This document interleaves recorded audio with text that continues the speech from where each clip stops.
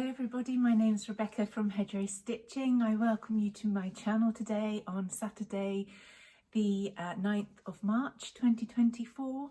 In this video I will be sharing with you what I've been making recently. I will share a couple of finishes, what I've been working on, a few books and a few charts that I've purchased and a few plans. I have everything laid out here in my stitchy nest, and let's get on and start the video. I welcome you all to my channel today and thank all of you who subscribe, who like, who comment, and anyone who just watches my videos. I like to document my stitching journey and bring you all along on the journey as well. I love it if you leave a comment. I love to interact with you all, and I am very grateful for all the friends and contacts I have made while I've been doing flosstube videos. So thank you for coming here today and spending a little bit of time with me in this stitchy nest in Cornwall. Okay, so I'll get on to what I've been working on. I'm going to show a little bit of stitching, some quilting and also knitting in this video. I'll start with the stitching first, so if you want to skip ahead to other sections, please do so. So I've been so excited recently researching a few topics that I've been involved in my stitching, and also I'm going to share with you a couple of books where I've found some research from. I've also been quite intentional with my stitching recently. I have bought a couple of new charts, but I've concentrated a lot on the charts that I do have in my collection, and also trying to put some stitches into charts that I may have started a while ago and then they haven't really been brought out. Recently I haven't had an awful lot of time for stitching, but I'm trying to process that and make that more of a daily thing for me. So let's get on to a little bit of what I've been up to. So let me share with you the first chart that I've been stitching on. So I've been stitching on the Scarlet Letter, a parrot, leopard and a lion. Now I started this a very long time ago, and I started it on a 40 count piece of fabric that I dyed myself, and I wanted to get back to this one because every now and again I look through my drawers and you know what it's like, you go to a chart and you think, you put a few stitches in and then put it away, and then I think, oh, I must get that out again, and then you go on to something else. So I've shown this before on my channel, so this is my progress so far. I had stitched all this here, and then I worked my way down here and started, I wanted to get onto the leopard. So I came down here with the black and then started the leopard's tail, because I wanted to get down to the bottom of the chart. Because I think I've got enough fabric here, but I wanted to be certain that I had enough fabric, because those of you who followed me for a long time will know that I sometimes make mistakes in cutting my linen a bit too sharp to the edge.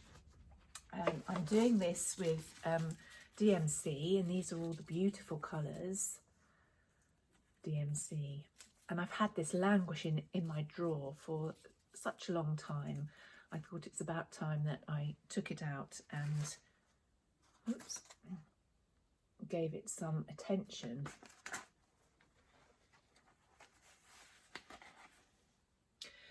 And also I like to look through my embroidery books, and if I'm not stitching, and I found this, let's pop that down on the floor, and I found Lanto Singe Raw School of Needlework Art of Embroidery book, and it's the cover on this book here.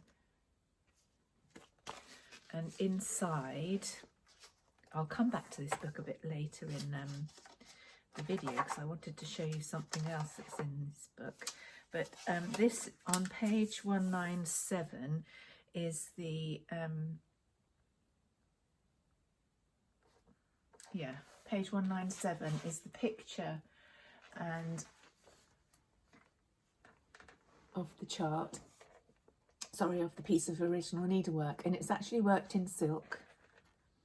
It wasn't worked in wool, it was worked in silk. So that's the picture on page 197 of this fantastic book.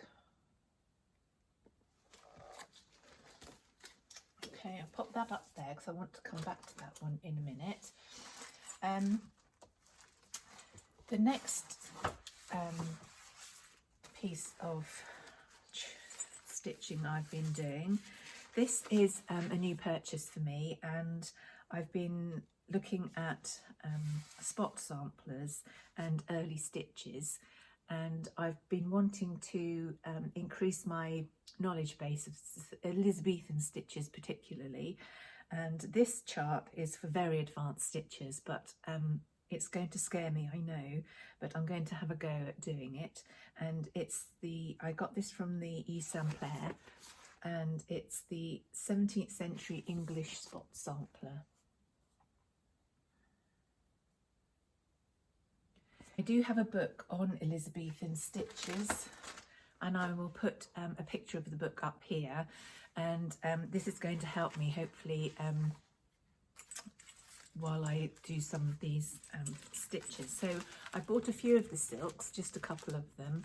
I'm going to order the rest of them soon, and I'm doing mine on 40 count or 38 count or 37 count Russian tea cake, and it's the legacy fabric, and I found a linear piece, so that would be ideal. And I did start the little bird at the top, just a tiny start, and you can see the eagle-eyed people of you. I did do the tail and I messed up with the stitching, so the counting, so I've ripped that out.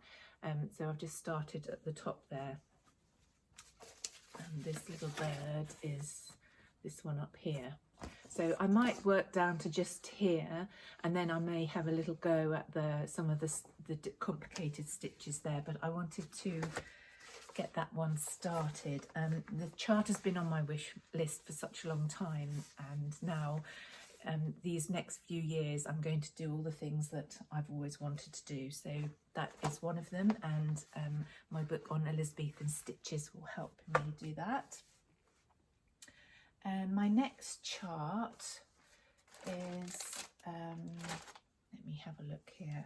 Oh, this is one that I don't have the chart for, but I have got the threads for, and I'm stitching this with Susan Stanley Stitch in Time and Needleworker Kim. Contented Needleworker Kim, she's started it as well, and it is the tree and the two animals, and that's a Scarlet Letter chart as well. I'm just waiting for the chart to arrive from the States. I'm doing mine on a piece of 38 count, I think it is, Brewer's Malt, and these are the lovely silks.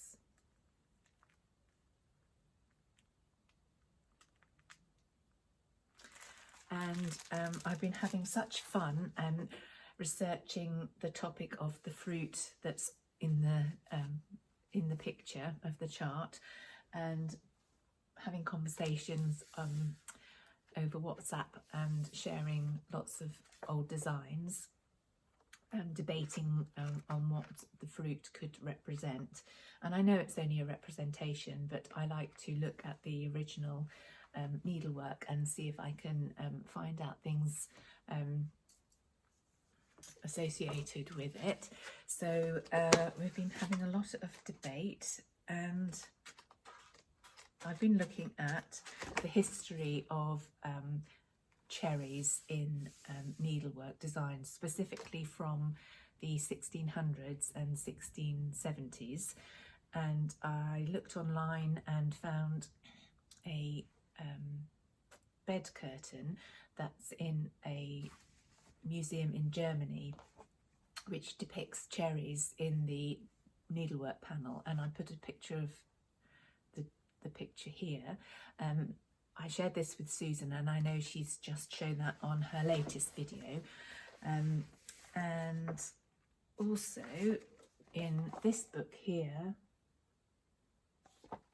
which is the Textile Collection Embroidery from 1200 to 1750 by the Victoria and Albert Museum, I found a few representations of cherries in needlework, and I found these come from about 1600, so, and they are slips of embroidery, and these are this is the one that I showed about cherries and the significance of cherries. And also on the opposite page there, this is a cushion from around 1600, and it shows a tree and depicts cherries in the tree here.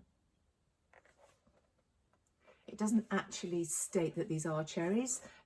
They could be apples, but look very much like the chart, which I will insert a photograph here of the tree and the two animals. Looks very much like the chart. Cherries in the chart. And then on another page here,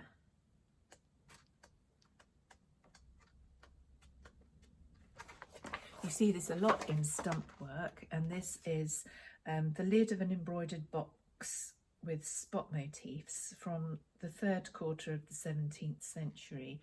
And this shows an embroidered lid of a box, and here you see the bird with cherry-like fruit, maybe apples, I'm not sure, but it's nice to find representations of cherries in there. And then going back to Lanto Singe's book, on page 72 there is a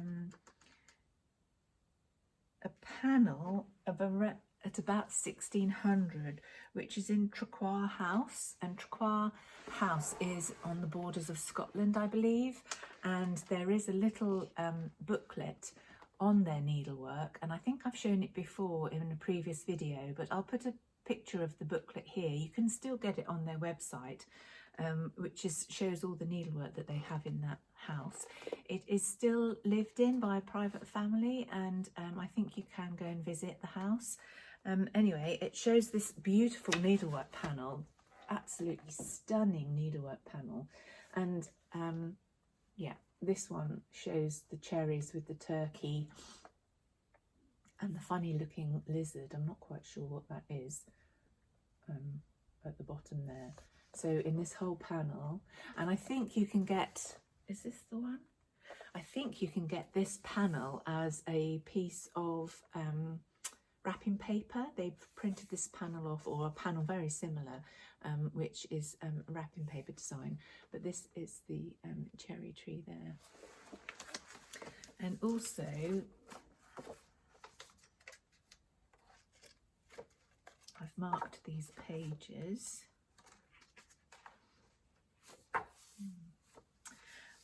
On page 211 there is a sampler made in 1784, and it's a fantastic sampler. It looks like it was stitched in silk, and this is the sampler. It's stitched by Jane Corona, and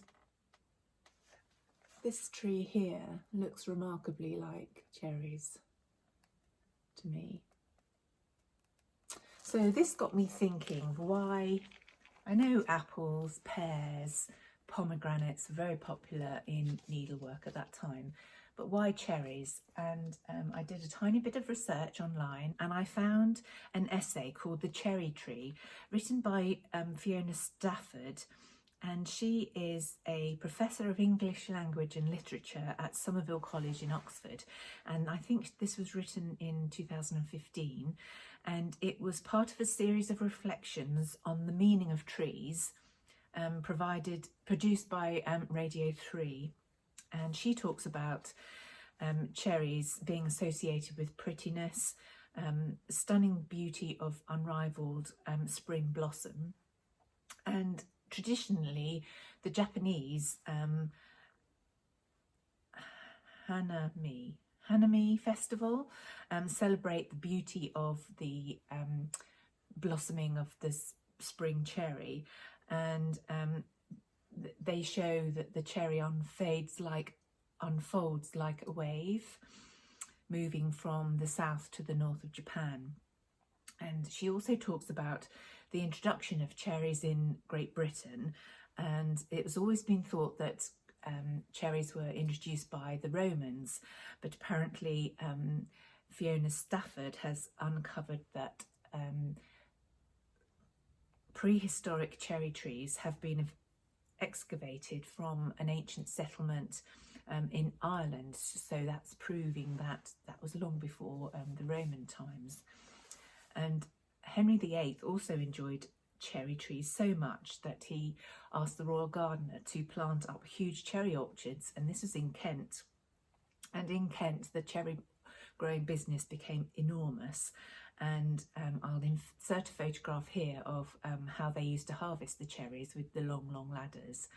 And cherry growing and consumption of cherries became very popular up until the time when trade was improved in Europe, and now I think cherries are grown in this country in polytunnels, and they're the dwarf variety that are very short off the ground, so easy to harvest, but not grown in so many quantities.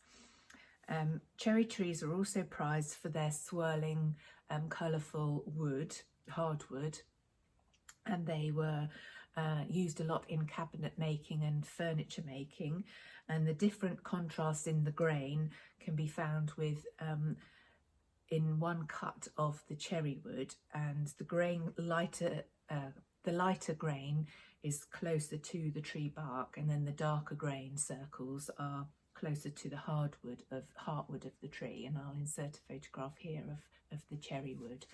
And Susan and I have been chatting online, and we shared information, and I did find out that the burning of cherry wood was very popular because it gave a nice sweet aroma, and also it flavoured food as well. So when they smoked food, they often used to use cherry wood in the 1600s.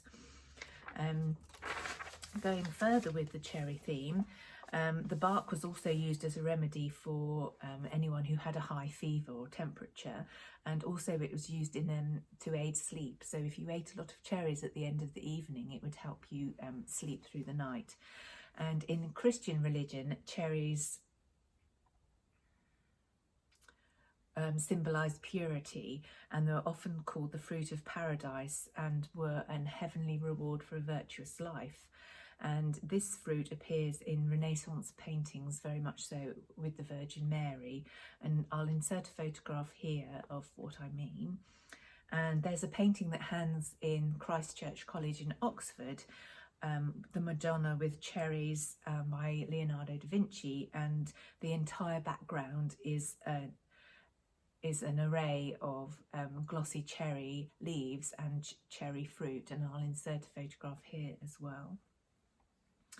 Other considerations of the cherry are the innocent cherry tree as an idea of fun and play, and the 17th century poet Robert Herrick suggests in his lines, "Cherry ripe, ripe, ripe, I cry, full and fair ones come and buy. If so you ask me where they do grow, I answer there. Where my Julia's lips do show, there's land, there is land or cherry isle, whose plantations fully show all the year where cherries grow. The cherry is the tree for the sacred and the profane love, ripe and juicy cherries and is a treat for ripe and juicy cherries are a treat for the senses, but also for the soul." And I'll provide a link to that poem. Sorry, I didn't read it very well, but I'll provide a link to that poem. So that was Robert Herrick in the 17th century. So that's just a little bit of fun about researching cherries. It takes you down rabbit holes. Okay, moving on, what else have I been stitching on? I've been stitching on a new sampler. I will insert a photograph here of the sampler. A lot of it is stitched over one, so that's been very interesting for me to do, and I'm halfway through charting it. But I've taken a design from the centre, which is this lovely flower, and stitching the vase, and I'm going to make this into a small design for the sampler. And these are, I've charted it in Evets silk DMC and 103, and in the photograph is the 103, but these are the Evets.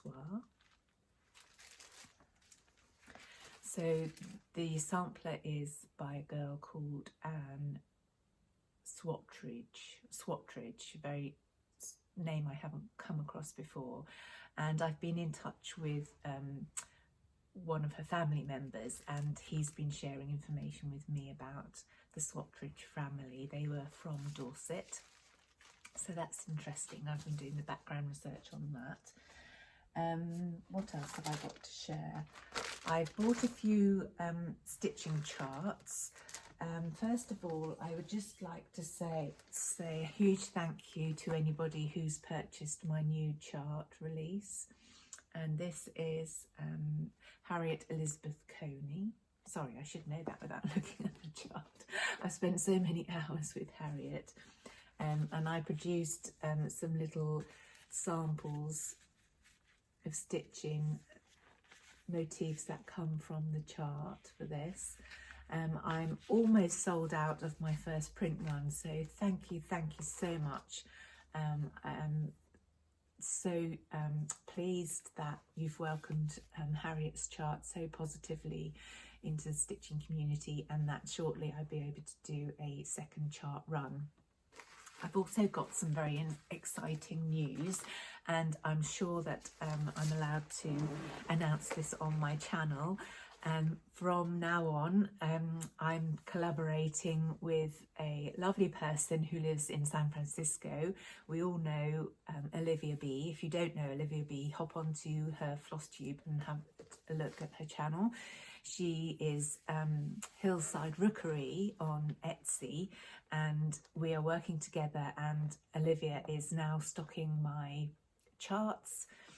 This is the first one that she will be putting up in her Etsy shop as soon as they arrive in San Francisco, and I may print off a few of my bestsellers for Olivia's shop as well. So good luck, Olivia, with stocking Hedgerow Stitching charts. You are the exclusive bricks and mortar stockist of my charts in America, so I look forward to a fabulous working relationship with Olivia, and one day I hope to meet up with you. That would be fantastic. So go over, if you're in the States and you want to purchase a hard copy of my charts, Olivia B at Hillside Rookery will be stocking them in her shop, so check out her future videos. So that was just a little side note. So what have I been buying? I think I've been quite good recently. I haven't been purchasing very many things. A lovely friend sent me a little gift over the holiday period, and I don't think I've shown it. So I just thought I would show you this lovely chart by Susan Stanley, Stitch in Time. And she handmade these lovely pin cushions, and she had these little shaker boxes produced inside of the lovely little waxer that she made. A perfect little chart gift for a friend, and a handmade pin cushion, and some 103 silk, and a lovely hand-lined basket. So that's a treasure of mine, so thank you very much for that. I was absolutely delighted when I opened that. A few other charts I've kitted up. This one has been on my radar for absolutely ages, and I never purchased it. And I love GGR charts. GGR, Scarlet Letter and Stanley charts are my absolute favourite. There are historically accurate charts. What I like about those three designers is that they show the original chart 100% of the time. You don't just see the model, you see the original chart, and I think it's so important to see the original. Even though I appreciate that people like to see how it's stitched up in the model, but acknowledging your source is so important if you're reproducing anything, if it's needlework, if it's writing, if it's painting, if it's sculpture, whatever it is. I think you must always acknowledge your source. So anyway, I bought the Red Deer sampler, and I've seen a lot of people stitch this online, and it's actually charted for Weeks Dye Works and Gentle Arts, and I've pulled the threads. So these are the threads, Weeks Dye Works and Gentle Arts, and I'm going to do my own silk conversion for this. I have got the Evets silk catalogue, so I'm going to place each thread next to the little snippet of silk that I have. And I may, this is, what red is this? Schoolhouse Red. I may darken up the colours a little bit and find a nice dark fabric for the charts. I'm not quite sure what fabric I'm going to stitch it on. My go-to is 40 count, so I'm going to do my own silk conversion for that. I know there probably are quite a few other silk conversions. I'm not sure if Olivia has done a silk conversion to MPI silks for this chart. I'll have to have a look on Hillside Rookery. So that's the chart I did purchase recently. A couple of other ones. After seeing Katie Strachan's Modern Folk Embroidery AKGIT 1833, I purchased the PDF, and I thought her colour that she chose was lovely. She used Swassafine or 103 in a beautiful grey greeny colour.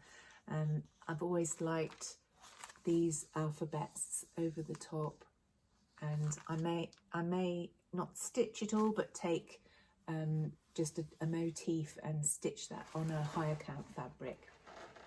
Susan did send me a piece of, I think, 5360 and some Swassafine, so I may just do one small design from there.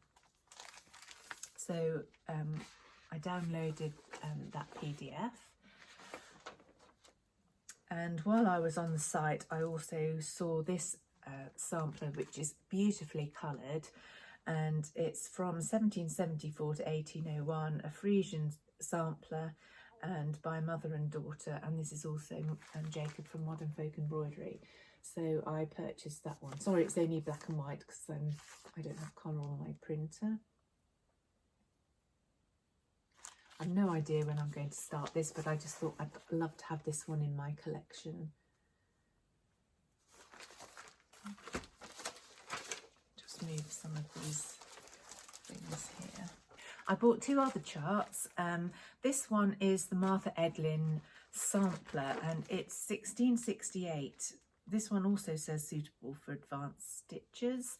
It has double running stitch, satin stitch, marking cross stitch, long arm cross, Montenegrin, running stitch, eyelets and detached buttonhole, mainly worked in filament silk, soie de Paris. And this is Martha Edlin's sampler.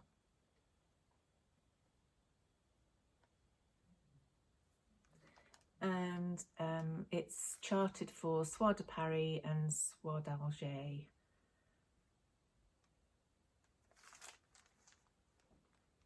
I love these charts. She gives a lot of description on how to how-to diagrams, and also with my Elizabethan Stitches book I'm going to be able to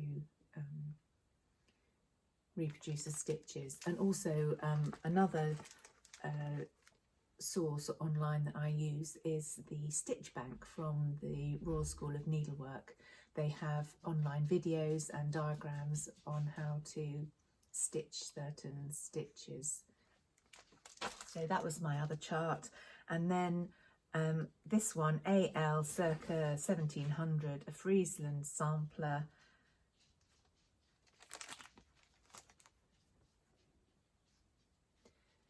And this one has DMC or Soie d'Argent.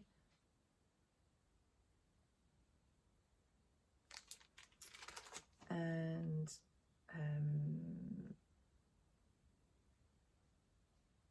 stitched using long arm cross stitch, long arm cross. She gives a diagram on the back here.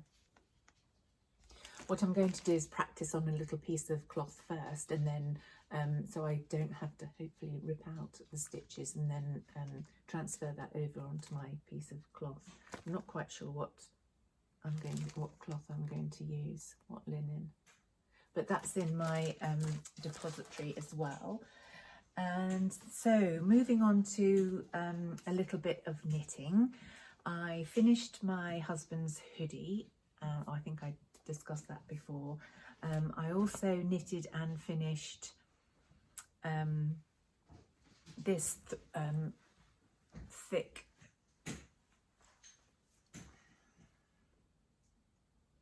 slip over, and this was a petite knit.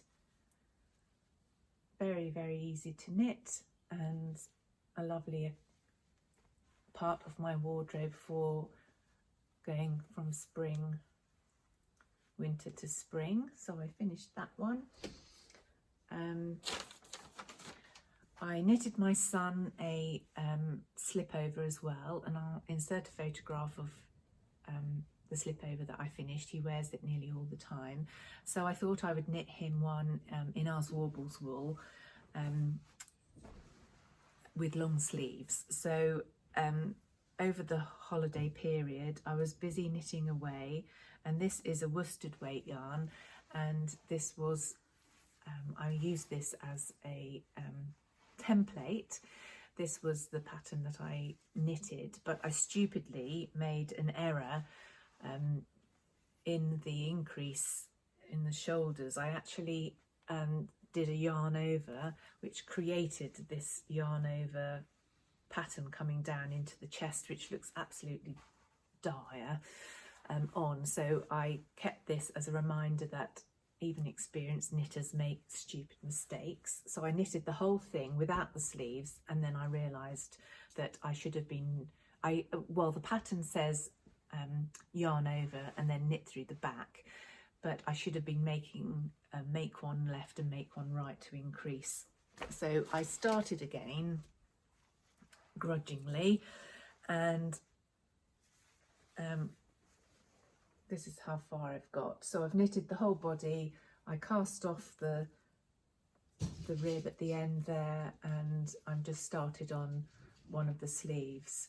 So he will have a proper sweater knitted up in the Warbles yarn, and it's a reminder of all the help he gave me when we had the Warbles sheep. So that's a few pieces of knitting. Also, I made a restart. So I had started this once a few years ago, and started it again recently because I didn't knit the correct size. This is the Magnolia Tea. I'm knitting this in this is Jameson and Smith's Shetland Supreme jumper weight, and this is as far as I've got. So I've got short sleeves to do, and I'm doing the lace panel at the bottom there, and this will be a perfect throw over for spring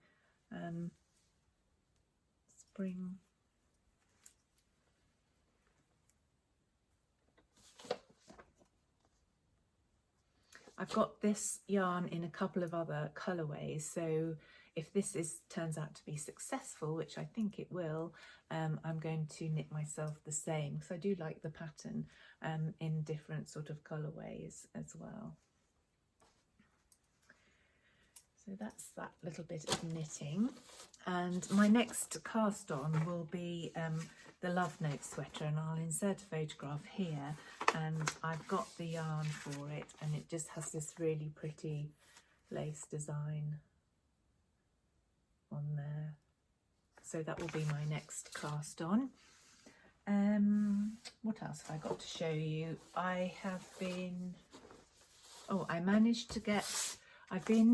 quilting this design from this book, and I managed to find a mustard coloured fabric that matches, well, that's similar, doesn't match completely, the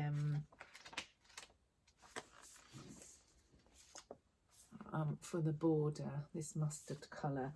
So I've got this Moda fabric for the border, because this is all I've got left, the border, and then I've got to embroider these flowers and hexagons on. So I've showed this before, but I really want to get this finished.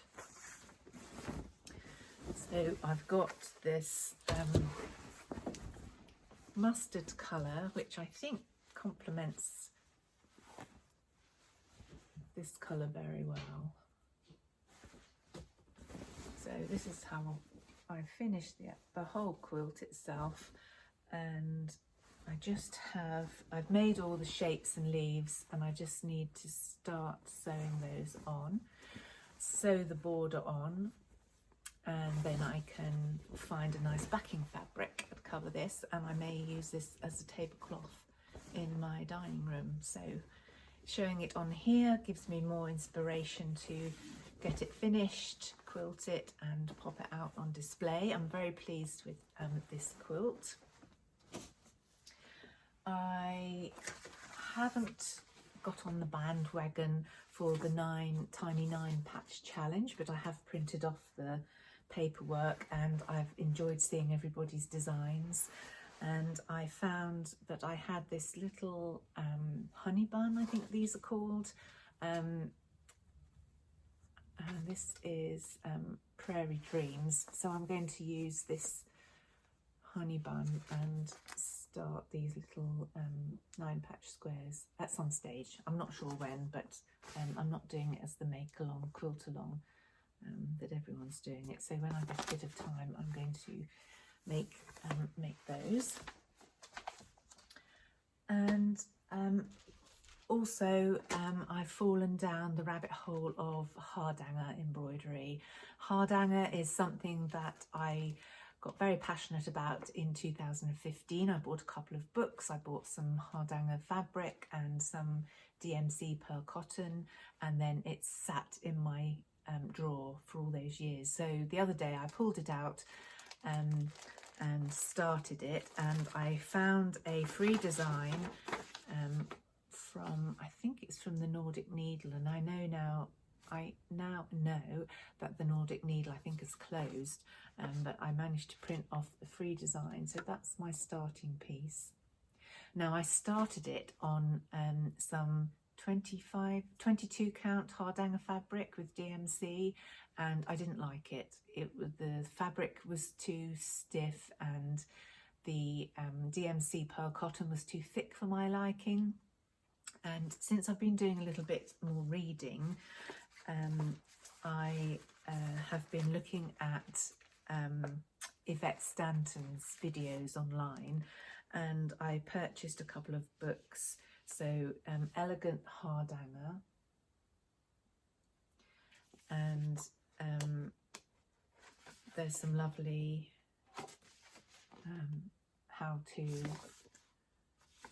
pieces in there, and also I bought her Hardanger Filling Stitches guidebook. This is a fantastic book. Loads and loads and loads of information in there, so I don't know how I can go wrong with this. And I also got, I think I got this from eBay, a traditional Hardanger Embroidery by the Priscilla Publishing Company.